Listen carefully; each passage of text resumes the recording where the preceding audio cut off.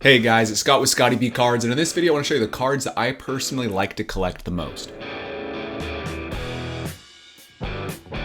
There are so many different sets out there, autograph sets, insert sets, all those different things. It just feels like there's way too many. Back in the 90s and the early 2000s, there were so many sets, and so Major League Baseball, they wanted to get one license holder to make it more straightforward for the end consumer, which is you and I, the collectors. So what did they do? They gave the entire licensing to one company in Topps. But the bad news is, it's just as confusing now because there's probably more sets and more random inserts and parallels than there was ever before. But in this video, I want to look at my personal favorites. I'm not saying these are the best investments. I like them. I do have a focus on cool cards as well as long-term value, so I like to walk that line. But there are other great cards out there I'm not including in this video. These are just the ones that I personally like the most for my own collection. So what we're going to be doing is looking at James Wood, and if James Wood does not have that card released, or if he just didn't have it his rookie year, I'm going to be using Elly De La Cruz as the other example. And I'm looking strictly at rookie cards for this particular video. Very first one, this is one of my favorite cards produced, and that is the Topps Flagship True Photo. The Topps Flagship True Photo is everything a baseball card should be. And I've talked about these before because I really like them. And honestly, I need to collect more of them. I have some of veterans and my favorite players like Chris Sale and Zach Greinke, but not many rookies. So I need to start targeting the rookies that I believe in. But either way, what these cards are is they take the flagship base card, which if you don't know what this card looks like, I'll give you a sneak peek at the next card. Look at all these borders and the lines and the team names and the names and the positioning on the bottom right. They take all of that off and they focus on the imagery, which is the entire point of baseball cards in general. Back in the early 1900s, all the way until like the 1950s, maybe the 1960s, kids liked the cards to have a photo of their favorite player and to see action shots because they maybe couldn't afford a TV or they didn't see it very often. And that was the purpose of baseball cards. And now we have that same purpose with these. And they're super short printed, meaning there's less than like 200 of them made. And so they're really hard to find. And sometimes they can be valuable and pretty dope cards in general. So overall, if I were to buy one of a player I liked, this is just like my go-to for a cool looking card.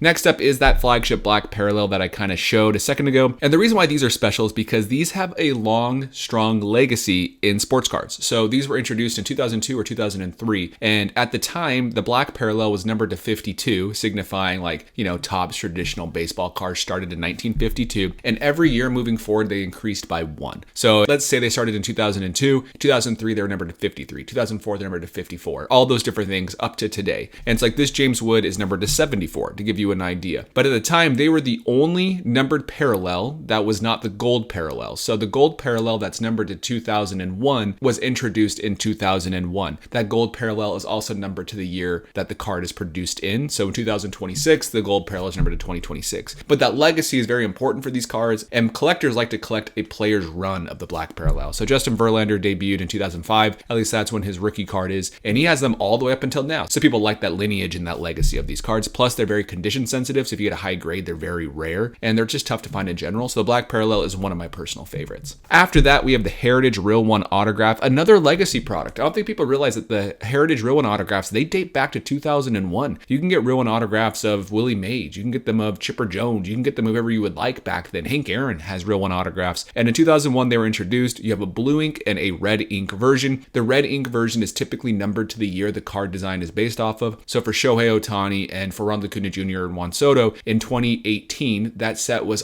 based off of the 1969 design, so his cards are numbered to 69. The next year in 2019 was based off of the 1970 design, so they're numbered to 70 and so forth. So that's how these work. They're incredible cards, all on card, great imagery, nostalgia, really good set designs. I think it just goes to show how good the sets were back then and how straightforward they were. But overall, these are some of my favorite rookie autographs and what I would personally target, especially the red ink if I can afford it. After that, we have another Real One autograph. These are brand new. These were introduced in 2025, and I think this is one of the better cards that Topps has produced, and they're very slept on. That is the Topps Flagship Real One autograph. So Topps Flagship is Series 1, Series 2, and Topps Update. We are looking at this Heritage set. Back in 1952 to 2026, that Topps set is Flagship. So it's a continuous set. And so now we have James Wood iconic image, and this will be reused by Topps in the future, this imagery if James Wood is a good player. And this is taking that image and adding an autograph to it that you can pull in packs, which is awesome. Imagine if a card like a Mickey Mantle or even a Mike Trout or whoever had autographs of their iconic card released in packs back their rookie year. That'd be very valuable. So I really like the potential of these cards in the long run. After that, we have one more flagship card before we move off of flagship, and that is the Golden Mirror. So the way that SSPs, or super short prints, used to work is they used to be just like random players picked on a checklist, but now every single card on the top Series 1, Series 2, and Update checklist, they have an image variation, typically numbered, not numbered, but available to about 50 to 250 copies depending on the year, and this is James Wood's version. Not all the images are great, unfortunately, but the players who have really good images usually carry a premium, and so this actually is not that bad of an image for Wood in my opinion. I actually kind of like it. Some people would disagree, and that's fine. But overall, they went from this image to this image as his Golden Mirror, which is pretty cool. I will also note some players have Golden Mirror autographs now, which is awesome. And those are like a top 5 for me if I could target those specific cards. But those are more scarce and not many of the good rookies have those yet. But that could change as time moves forward. But the Golden Mirror autographs are super cool and they're very short printed. Next up is Topps Chrome and Bowman Chrome, and I would want to get the best parallel I can find. You might be asking, why don't I have the autograph here? And you can substitute these for the autographs, but the issue with the autographs nowadays, particularly in Topps Chrome, is that autograph does not match the flagship image, like you can see right here with this James Wood, while this card does, which is very unique and interesting. But either way, that's one reason. Plus, I like these cards because there's better autographs in Topps Chrome and Bowman Chrome to me. Like, I'd rather have the Bowman Chrome first autograph or the Heritage autograph. But the cool thing about these non-autos is they present well, they look well, they're iconic, they've been around a long time. Topps Chrome and Bowman Chrome go back to the early 2000s, and they have a long lineage of parallels and sets and all those different things. So you can see here, this gold James Wood is only like $200. This orange is a little bit more. This red out of 5 from Bowman Chrome only sold for like $700 to $800. I know it's still a lot of money, don't get me wrong, but it's not as much as you would guess. And this black actually goes for less than the red because the black is a newer color numbered to 10, but that's how it's going to be moving forward. So I love Topps Chrome, I love Bowman Chrome, I love the refractors and the best parallels I can find of the players in those sets.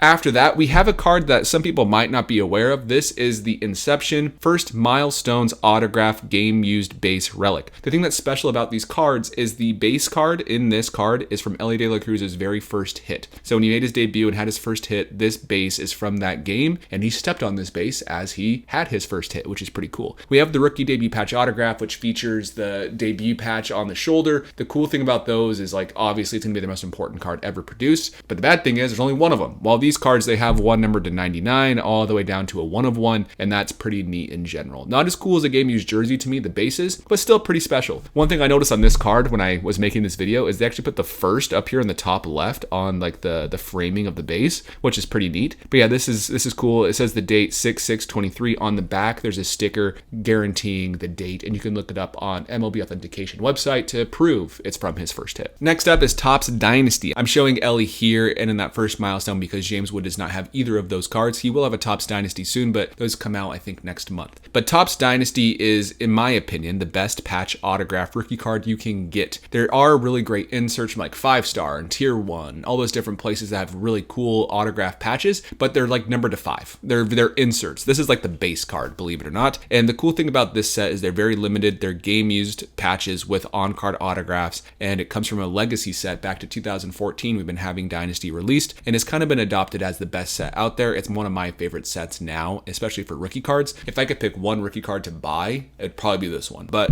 I understand it can be out of some people's budgets, and all the cards on this list are rookie cards I like. But this one's my personal favorite if I can go after them. But the cool thing about these, if you're confused about the way that they work, there are sometimes 1 image of a player up to 9 images of a player. And each of those images have a parallel number to 10, a parallel number to 5, and a 1 of 1. And so it sounds like a lot, like holy cow, that's like 100 to 150. But the truth is that's still less than like a National Treasures in basketball. The base card in National Treasures is 99, and then you have a bunch of parallels. There's significantly less of these. Like for Elly De La Cruz as an example, he has 3 images, and each of those has a card number to 10, so 30, and then each card has a card number to 5, so 15, so we're at 45, and then he has 3 1-of-1s. So there's only 48 of Elly De La Cruz, which is pretty limited. But Topps Dynasty, if you're not familiar with it, I've made videos, check them out. Maybe I'll put it at the end of this video for you to see. And the last thing that's pretty new to me is I've really come around on unique game dated Topps Now cards. So what these are is it shows imagery from this event. So this is on July 8th, 2023. He is the second player since 1961 to steal 3 bases in a single plate appearance. And it has the home plate the third base and the second base. So every base he stole from, they have a piece of that base. Like, that's a pretty cool tie to him as a rookie. And there's actually an example of Nick Kurtz. I probably should have included the Nick Kurtz here. It's a Topps Now card, but it's from his 6-for-6 game, 6-for-6 with 4 home runs and like 8 RBIs. And it's a piece of his game used pants from that game, plus an autograph and the rookie logo. To me, that's about like one of the best rookie cards you can get because it's tied to his most important game of his career. So these type of cards are important. I don't think the base cards will really ever be. Even the base card parallels are that cool. I could be wrong. Maybe I'll be swayed in the long run, but this card has really come around on me. And the last few things I want to highlight are the cool SSP/case hits. You have All Kings, you have Crystal, you have Spotlight, you have Anime, Garbage Pail Kids, Golden Storm from Gilded, Planetary Pursuit, and Constellations from Topps Cosmic Chrome, and so forth. There's a lot of these being introduced, and it can be confusing about what to target. So I also made a video on that where I actually didn't say what I liked. I just polled a very large audience, about 1,000 people, and they ranked what they thought was best. There's a video of that at the end of this one as well. So overall, those are the ones I really like. I would be wrong if I did not mention the Bowman Chrome first autograph. These still have an important place in the hobby, very straightforward. The only autograph with that first Bowman designation, which makes it very clear. But I am much more a rookie guy than Bowman Chrome first guy. I kind of always have been, and I've been buying the Bowman Chrome out of necessity. But I think there's some great alternatives. Like the Dynasty really filled that void for me and that niche for me. But we have these Inception first hit cards. Those are amazing. We have all these different things, the Heritage Real One autograph, the Flagship Real One, and these other cards are just great ones to target. These aren't the only ones you should look at. There's other cool cards like these ones right here, like we talked about. Sapphire's great, Cosmic's great, Gilded's great, maybe Transcendent and Definitive, rookie patch autographs depending on what they look like and the player. But other than that, let me know in the comments down below what cards you like, and if you like any of these, if you dislike any of these, and I'll see you in the next episode.